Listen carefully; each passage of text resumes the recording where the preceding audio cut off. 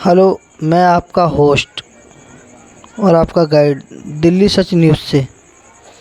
सिर्फ आज 24 तारीख जंतर मंतर पे हम आए हुए हैं और हमारा सिर्फ एक छोटा सा मुद्दा है कि क्या आम आदमी का कर्जा माफ़ होगा या नहीं होगा।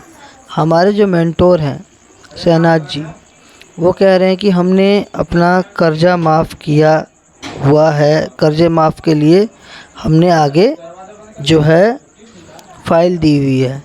आज इसी चक्कर में सारे के सारे जंतर मंतर पे हम लोग इकट्ठा हुए हैं, लेकिन जंतर मंतर पे इकट्ठा हुए, क्या हमारी बात सरकार तक जाएगी या सरकार सुनेगी तो उसको इग्नोर करेगी।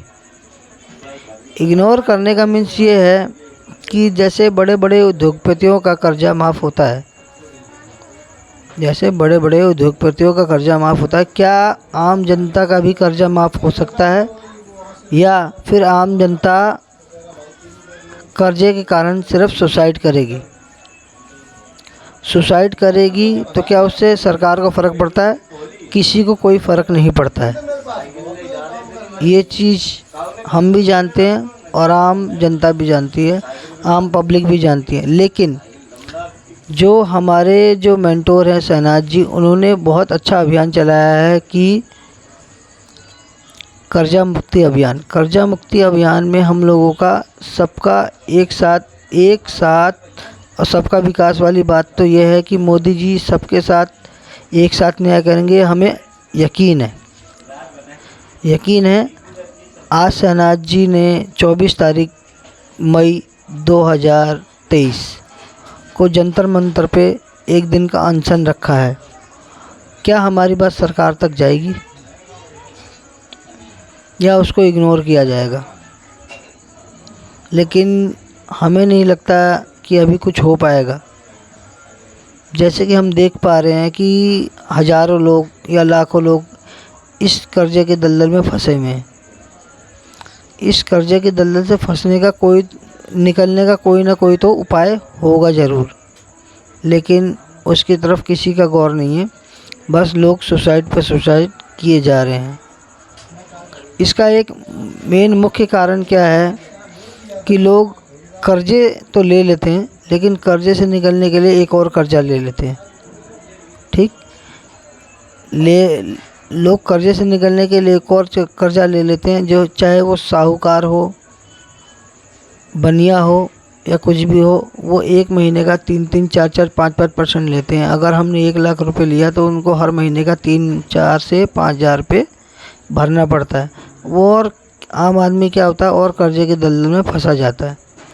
और हमारा मेन मुख्य कारण क्या था कर्जे के दलदल से फंसने का कारण यही था कि सबसे पहला नोटबंदी हमारे लिए एक घातक था, जो कि हमारा जो छोटा मोटा काम था वो बंद हो गया। छोटा मोटा काम था जो बंद हो गया, उसके कारण जो हमें चोट लगी सो लगी। उससे भी हम उभर आए। उसके बाद उन्होंने क्या किया, जीएसटी में तो छोटे मोटे जो काम काज वाले लोग थे, उनका तो बिल्कुल ही काम ही चौपट हो गया। लोगों ने अपने एम्प्लॉयज़ को निकाल दिया। इस वजह से निकाल दिया कि भैया हम जीएसटी पूरा कर नहीं पाएंगे और सैलरी दे नहीं पाएंगे, ऐसे करके उन्होंने लोगों को निकाल दिया।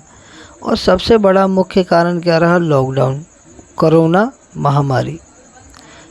महामारी में सरकार भी जानती है, आम लोग भी सब जानते हैं कि हमने कैसे कैसी मुसीबतें झेली हैं और कितनी लाशें देखी हैं।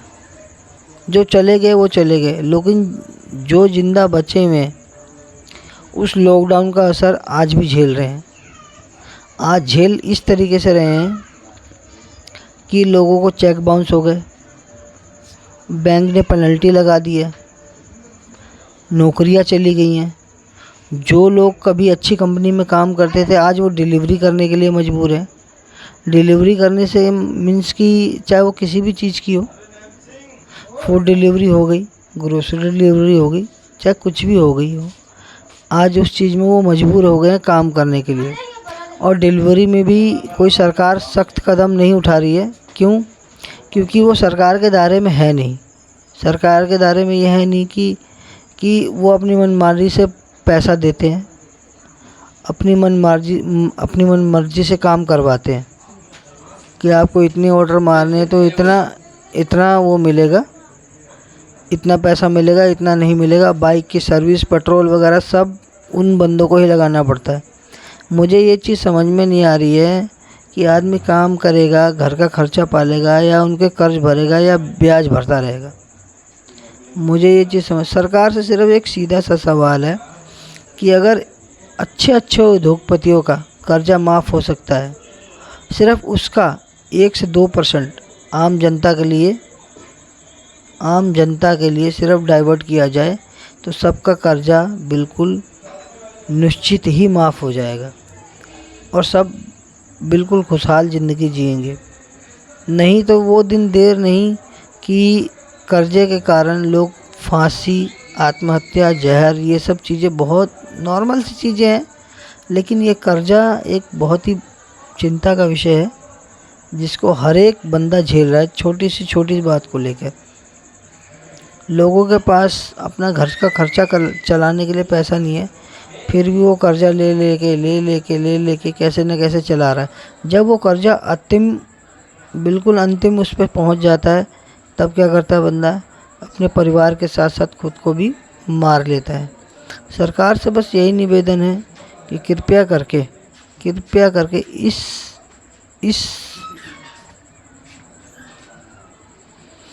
सॉरी, थोड़ा इमोशनल हो गया मैं। इस जो भी ये मुद्दा इन्होंने उठाया है, कृपया इस पर करके गौर करें और हमारी बात को आगे रखा जाए।